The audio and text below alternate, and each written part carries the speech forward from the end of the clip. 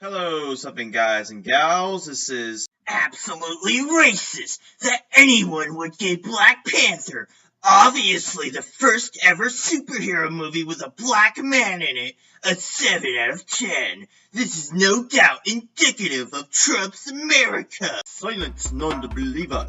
You do not know the way to make Wakanda great again by creating a nationalistic ethno-state to weed out the heathens of our Ebola. Spit on her binary gender, my brothers.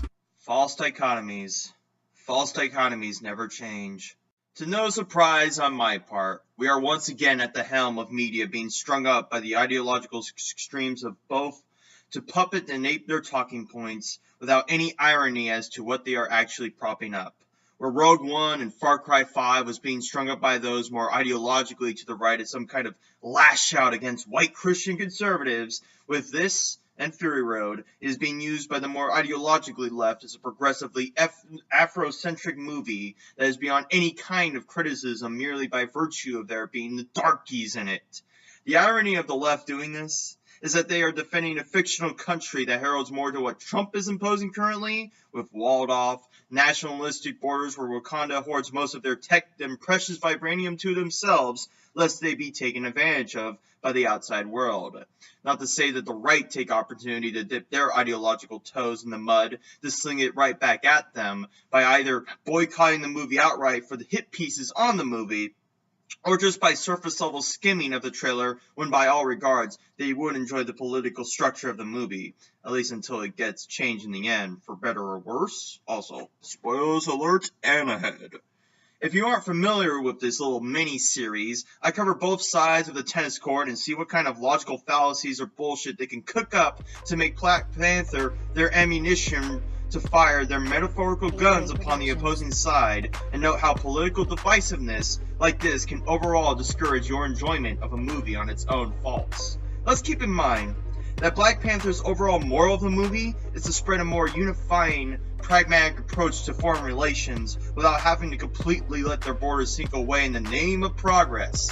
The villain, Killmonger, is more indicative of a black supremacist straight out of BLM who overthrows the Wakandan lifestyle briefly to wage war on, so to speak, oppressors, as vague and nebulous as you'd expect from it, as a result of him being fatherless by the Wakandans themselves.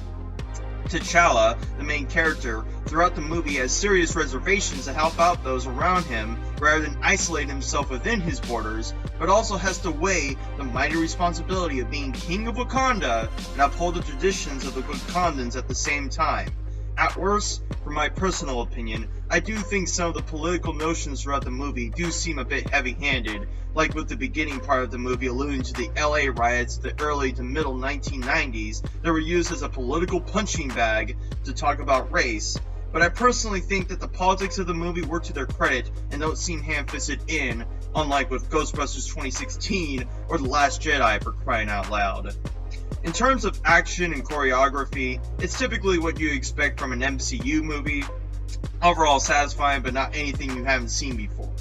I'm personally just more burned out by just how many MCU movies are coming out in this year alone, but when I heard of the eventual release of Black Panther, I was excited to see it because I've never heard of the Black Panther comics or seen them beforehand, apart from a very awful rendition of it in the early 1990s. Race for me really didn't come to mind, and in spite of the fact that the movie was predominantly black, there were culture barriers between the groups of people, like with Killmonger and the Wakandans, that were more interesting than the throes of melanin on display. With that little summary of the movie aside, stuff like this gets either downplayed or over-exaggerated by both sides of the court, the alt-right proclaiming it to be their ideal ethno-state and chanting "Make Wakanda Great Again," and the alt-left wanting to use the skin color of the people involved as a shield against any criticism or denigration of the movie, so they both use race to their advantage, ironically enough. For the left, I will be covering two different articles since one of them is woefully short and relies on a different review titled Trump's America spoils 100% Rotten Tomatoes score by Bleeding Cool, because that doesn't seem overly exaggerated or makes this notion that movies with black people can't be criticized. And the Black Panther trailer shows what Africa would have been if white people didn't destroy it by affinity, which apparently ignores how other black people destroyed Africa in a number of ways.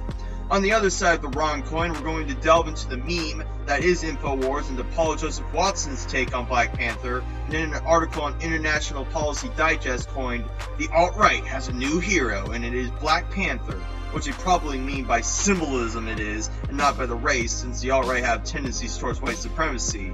Take it away, Bleeding Heart Cool. Though 80 critics have given Black Panther a positive review, as tallied by review aggregator website and culture war battleground Rotten Tomatoes, one spoilsport critic has ruined everything for everyone by giving the movie a mediocre review, changing Black Panther's Rotten Tomatoes critic score from a perfect 100% to an almost perfect 99%. What a glaring over-exaggeration of an otherwise well-received movie. This is no different from the people who make note of the few people who dislike a song they like on YouTube, ignoring the overwhelming number of likes in comparison to it, and say that those small and insignificant dislikes have ruined the whole party for everyone else. Instead of taking it with a grain of salt, this article intends to drown itself in it.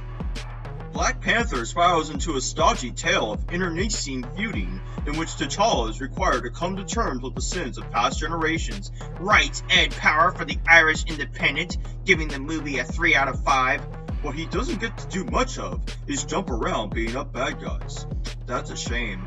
So the guy gave it a not so perfect review, not even a bad review mind you, because there wasn't as much action in the movie compared to other MCU movies. While I disagree that action was really needed in a movie where the politics inside are more interesting than the choreography, that's his opinion and he's free to spill it. But unfortunately for Jude Terror, what weird names on this website, instead of taking something away from the review that they agree with, instead tries to almost morally gaslight the fellow for even daring to give it less than astounding praise. Going into further detail, Power suggests that Donald Trump plays a role in dragging down Black Panther, writing, 14 months into the Trump presidency, Black Panther arrives on strong clouds of hype, and with the presumption that, as the first African-set Marvel movie, it will deliver a resounding high kick to prejudice and decades of hierarchy, racial and otherwise, in blockbuster cinema. It is expected to stand for something bigger than itself. The strain is visible, especially in the performance of Chadwick Boseman as Prince T'Challa, the opponent is Black Panther. So, this isn't Trump's America that has caused this bad review to come about. It seems to me that this person is highlighting the political divisiveness and the growing race politics spiraling out of control for both sides. That media now has to be some kind of refutation of the current administration first before being entertaining, and that Chadwick's character and the country of Wakanda share many connotations with what Trump wants of America in a way that is more agreeable than dismissive. I'm not entirely sure if Trump winning the presidency had any effect on the result of this movie, as it was penned for 2018 long before he won the election, but the point that I'm sure that Ed Power is trying to show is that Hollywood is too busy being insufferable about making some kind of statement against a presumed enemy or opposition rather than being entertaining. Similarly, when Get Out came out last year, the same arguments were being made for it that were being made for this movie, despite that Get Out, on the surface, seems more of a satire and critique of how patronizing the left can be in their attempts to prop up black people. But I highly doubt this person who's writing it is going to understand any of that and just assume that Trump done did it. Thanks to Donald Trump, Ed Power didn't enjoy Black Panther as much as he could have, and thanks to that, Black Panther now only has a 99% score on Rotten Tomatoes instead of 100% of all the awful things Trump has done during his presidency. This one has to be, well, okay, he's actually done lots of worse things, but still, what a jerk.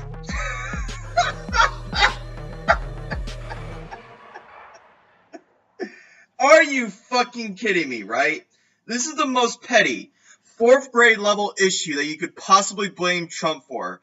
I don't like him because tangentially, some reviewer didn't give Black Panther 100%, meaning that institutional racism is still rampant, in spite of how much money all those black people in the movie made, and how white people still came in droves to see the movie, in spite of the demographics presented. Like, wow, just get over yourself, you entitled piece of shit.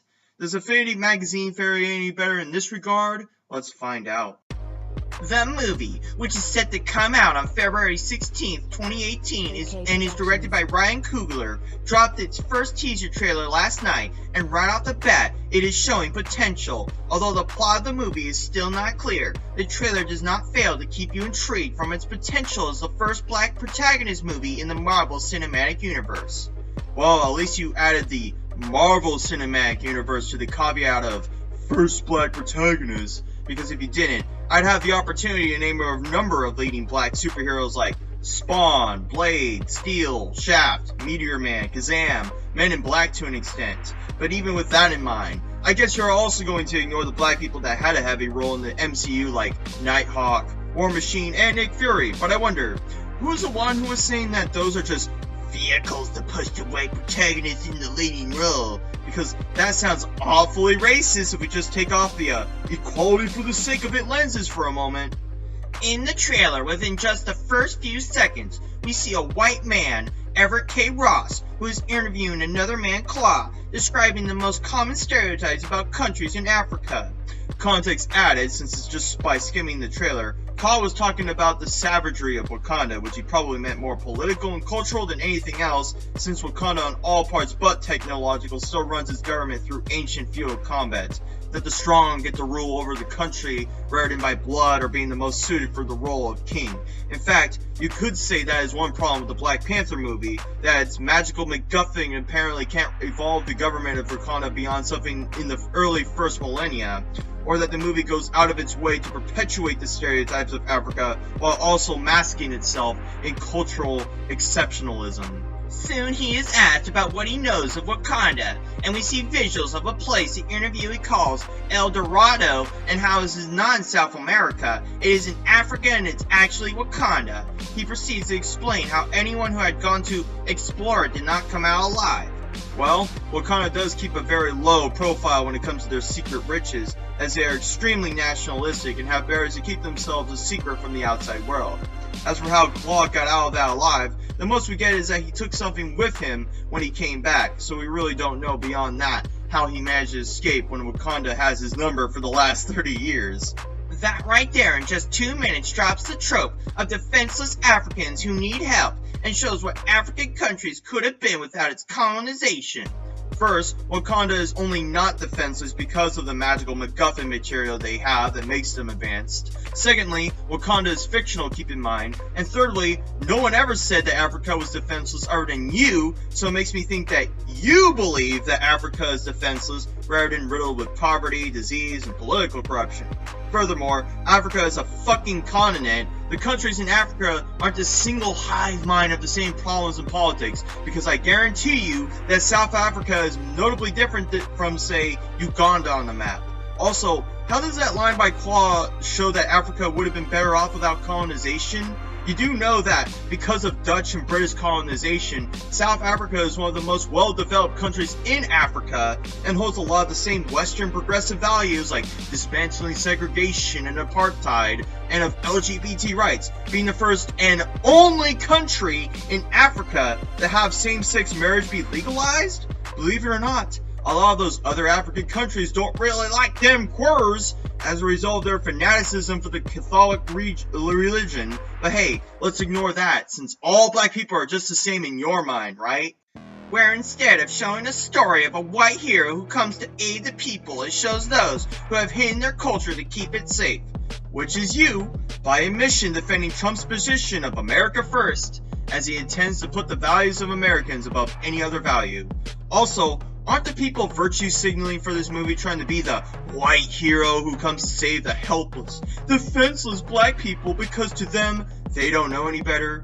If the races were reversed, people would see right through the hypocrisy and racism in that sentiment, but apparently it's okay when black people want to be ultra-nationalistic. It also shows the great strength and fighting skills of T'Challa, aka Black Panther, who is now ruling Wakanda after his father's death. in Captain America Civil War. The trailer has had mixed reactions, but we can only wait and see how it turns out. Well, if you don't take away his Black Panther powers, of course, T'Challa is a pretty shit fighter without his powers, as he gets his ass kicked by one of the tribe leaders and Killmonger respectively, and without his bulletproof, blastproof, laserproof cat suit, he would be no more threatening than a box of kittens. He's basically Catwoman without any of the grace or sense of danger. Now that we've gotten the left side of the wrong coin bleached out of its ilk, let's dig under and see what those ideologically towards the right think of this movie, starting with Paul Joseph Watson's take on it via InfoWars, if that isn't a glaring endorsement of his opinion. The Black Panther movie is a piece of shit. I haven't actually seen it, but... I'm gonna have to stop you before you begin, Paul, because I take umbrage with you hating a movie before you even had the chance to see it.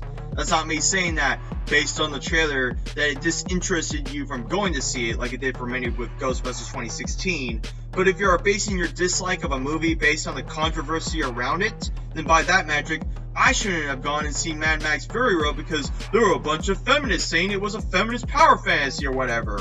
Or, more generally speaking, any publication that tries to prop a movie on its supposed virtues, whether it holds them or not, as ammunition for their guns, which was inevitably going to be the case, given that Black Panther came out on Black History Month. We now apparently live in a world where the quality of a movie is determined before it's even released, solely on the basis of how woke it is. So it doesn't even matter whether I've seen it or not. If you give Black Panther a bad review, you're racist! I don't care! I don't care! I don't care! The very fact that you're ordering me to like it or be called racist, the very fact that you're so fragile, you're talking about censoring bad movie reviews as hate speech to artificially keep the ranking high, means I'm gonna say it's a piece of shit. You know why? Because I don't like being told what to think.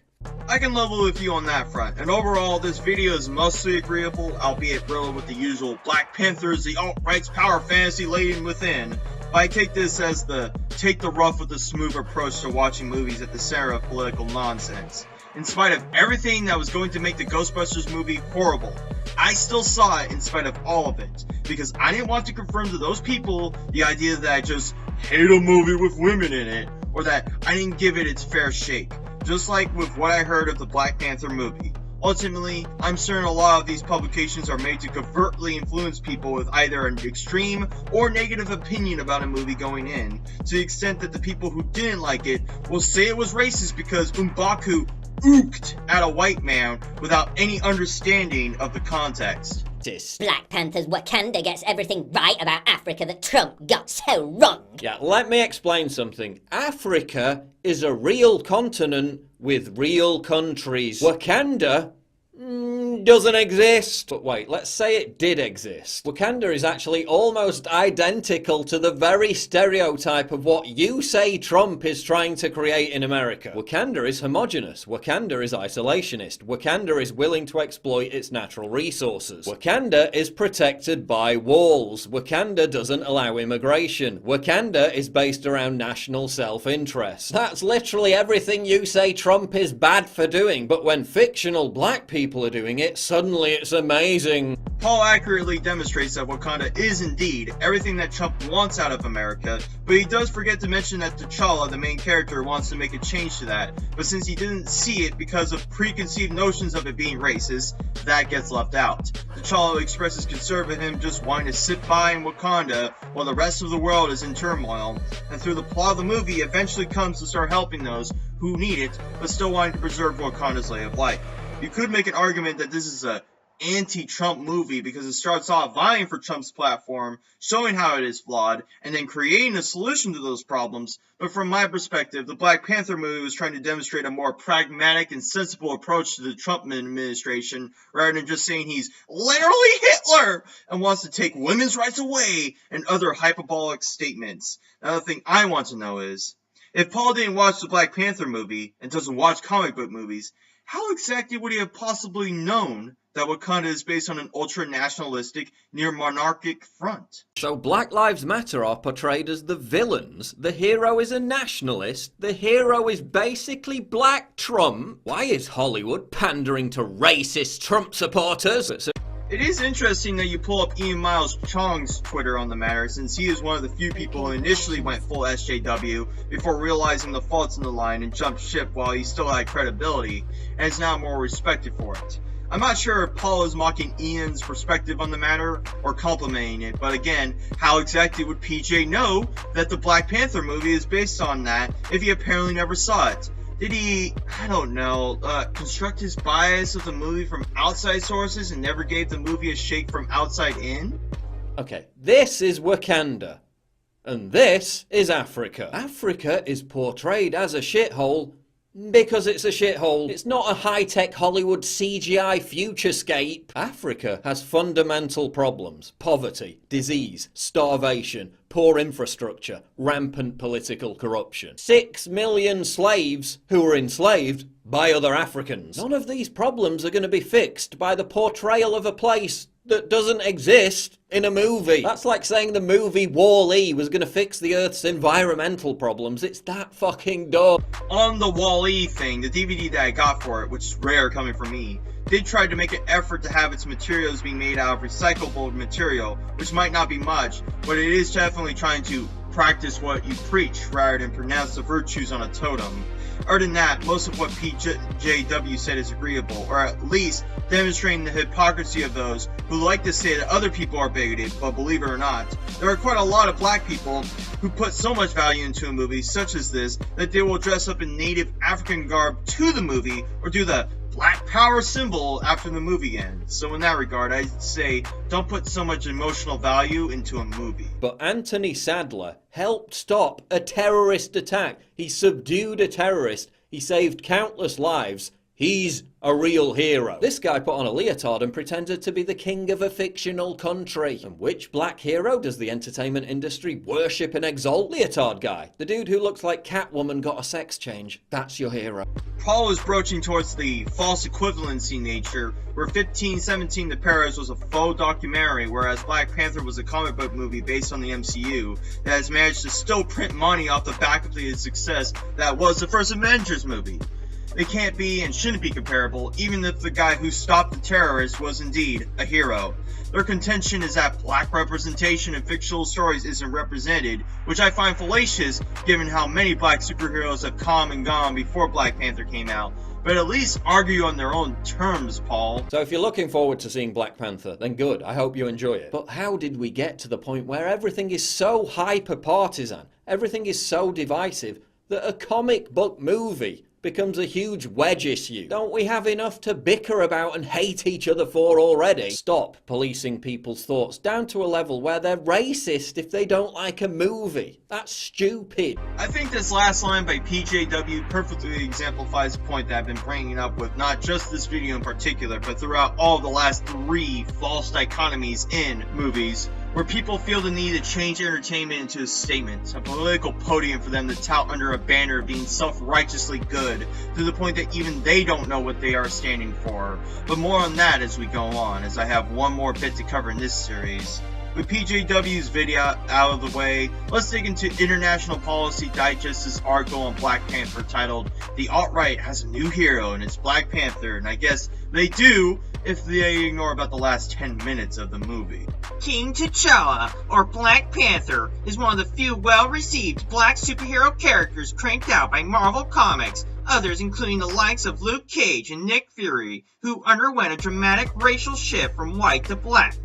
I did mention Nick Fury before, but I forgot to mention that yes, indeed, Nick Fury got changed from white to black, which is something that has happened in other characters in movies, like the gunslinger from the Dark Tower movie.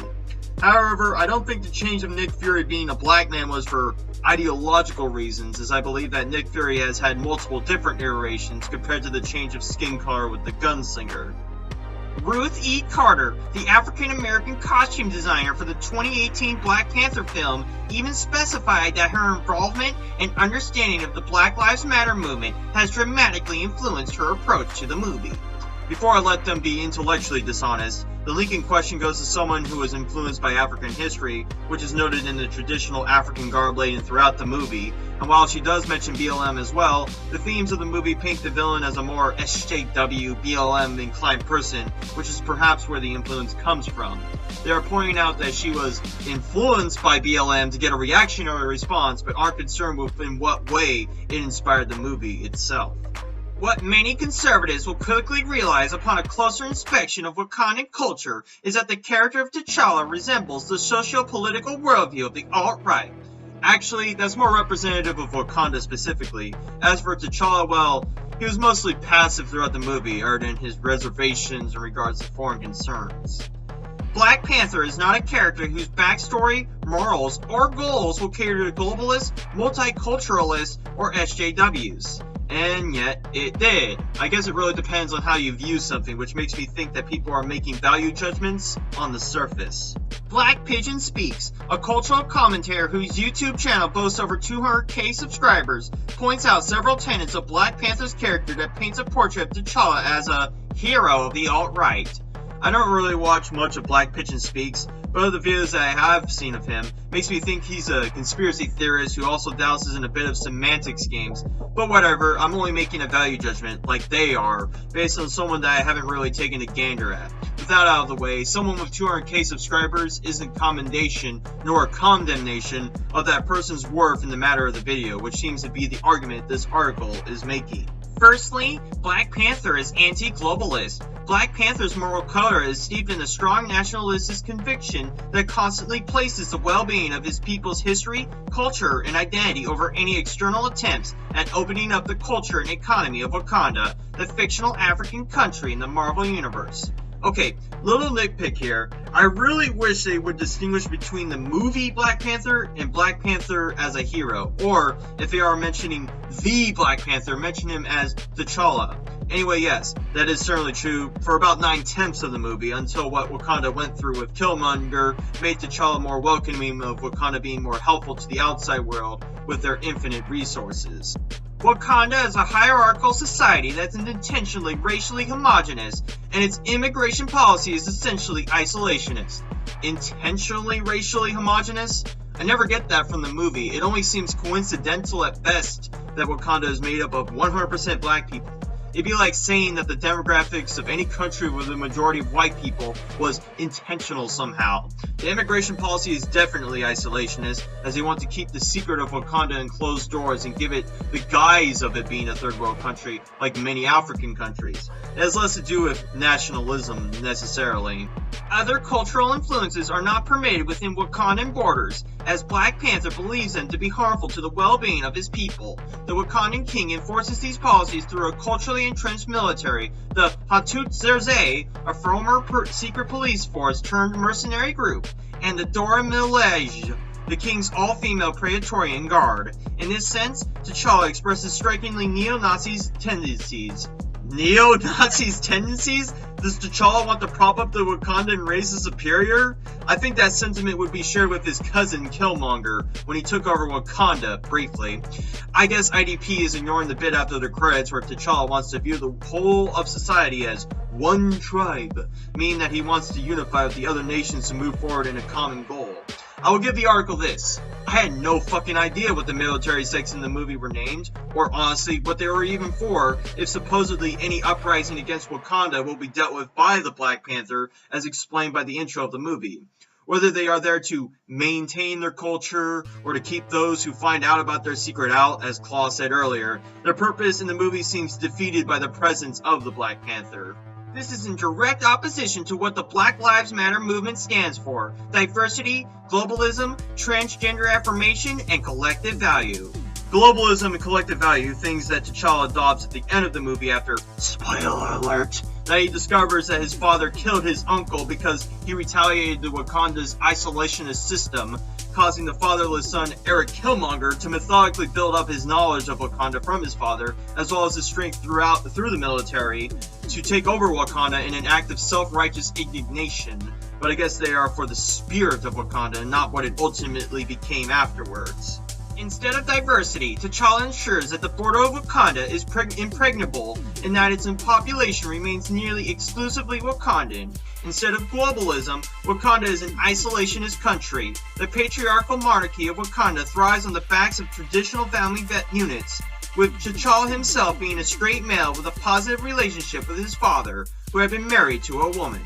Is a negative relationship to his father a value that those towards the left side of the spectrum value? I didn't know that was something they were clamoring for, even if we bring up third-wave feminism's hatred for men. I will say that Black Panther is a patriarchy, as T'Challa laughs at the notion that his younger sibling could ever possibly be a queen, but I don't think that was a statement against patriarchy or for it, rather than just an observation of how Wakanda runs based on the comic. It also isn't a running thread of the movie anyway, so it might have been just a throwaway joke. Instead of collective values or socialism, the T'Challa goes as far to destroy his country's main export of vibranium so that his people would become hard-working individuals and not rely on external income. This is Fascism 101, state dominance of the economy. Well, supposedly the vibranium in the earth of Wakanda is supposedly infinite, or at least according to T'Challa's sister, yet to have even scratched the surface of it. Also, I'm not sure if saying it as Fascism 101 is a compliment of Wakanda or a denigration of it, coming from an article such as this. And while I'm aware of its typo, the T'Challa makes me think that Chadwick Boseman is property of the MCU in my head. Secondly, the Kingdom of Wakanda is not a constitutional republic, democracy, or any other form of governmental rule that emerged from the Enlightenment. T'Challa is a militaristic absolute monarch, and Wakanda is a nation that has historically thrived as a Caesaro-Papist society. That is, the king rules both as a national religious leader and the commander-in-chief. Yeah, most of that is pretty much true of Wakanda pre- and post-movie. As a criticism of the movie, the fact that Wakanda, in spite of it being so technologically advanced, is still using the governmental system you expect from the first millennium, it causes a weird divide of the Wakandans being able to conjure vehicles out of fucking sand, yet still using traditional swords and spears as their weapons. In Wakanda, there is no separation of church and state, and T'Challa is the authoritarian ruler of every aspect of Wakandan society. I'm not even certain if there really is a church per se, other than maybe the Black Panther ghost thing that gave them that fruit for unknown reasons. And I guess another flaw I have to point out with the movie, despite it's tangentially the same, is that hypothetically speaking, you could take over Wakanda by mere attrition, by forcing the current ruler to fight like 15 different combatants simultaneously, and wait until he's worn out from being able to fight you, for instance. There isn't a declared limit of how many people can vie for control of Wakanda, other than perhaps 5, since there is roughly 5 tribes within, and 5 leaders of each. Thirdly, and perhaps the most characteristically anti-globalist aspect of Wakandan society, is the fact that although Wakanda possesses universal healthcare and a cure for cancer, its government refuses to assist other countries. Okay, Wakanda does not actually have a cure for cancer. T'Challa's sister mentions that their technology could cure cancer, not that it will. She was saying this as a means of scope of what Wakanda can provide to the rest of the world if they didn't keep it away to themselves, which is something that T'Challa has to consider when maintaining leadership of it. This also goes against your line about it being characteristically anti-globalist if by the end they decide not to hoard their resources for themselves. Wakanda is chiefly concerned with the well-being of its own people, foreign plights, and would-be immigrants be damned.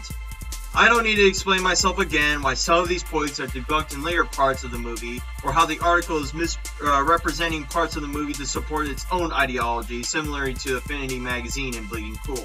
The last paragraph of the article is basically an affirmation that Black Panther is indeed their ideal dream of an ultra-conservative, neo-Nazi, if you can believe that, absolute monarchist portrait of a movie. Don't get me wrong, Wakanda definitely has government and conventions that you'd be surprised the left would defend, but remember, black people need not be held to the account in the same way as white people. But I don't think it goes full-out fascist authoritarian as it does, especially if the last 10 minutes of the movie are any indication that T'Challa wants to change Wakanda to fit his more progressive values. And that is about it for what I've covered of Black Panther. The left and the right have their little fun, trying to twist and mold something into a little puppet to spew onto the masses, while I just try to enjoy the movie, and media in general, by its own merits. Not to say that media can't be influenced with a ham-fisted message down our throats, but believe it or not, doing that turns people off from it, if the audience reaction to The Last Jedi was any indication. Tune in next time when eventually another movie or video game or piece of literature becomes a new punching bag for political points.